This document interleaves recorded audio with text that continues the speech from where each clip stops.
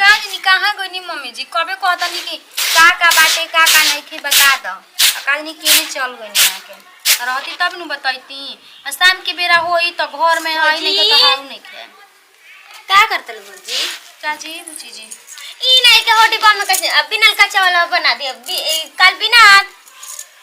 ना जी एकरा में बड़ी पिलुआ बाईसन कर गइल बाईसन बड़ी पिलुआ आ का बनावत चलो उहे तो मम्मी जी कानी का क गइनी कि का बनी गिरमस के कानी का पता लेवे गइनी कि कहां गइनी पते नहीं के आ घर में मसालो नहीं खे आ रोजे हो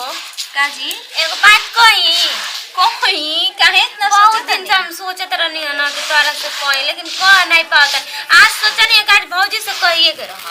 काजी को सही पुना ना आजी कौन ऐसन बात बटे कि रौरा कह देबा हम खिसिया जाई ना वैसे तो खिसियालू ना लेकिन हम डेराते बोलत नहीं बोली का बात बा ऐजन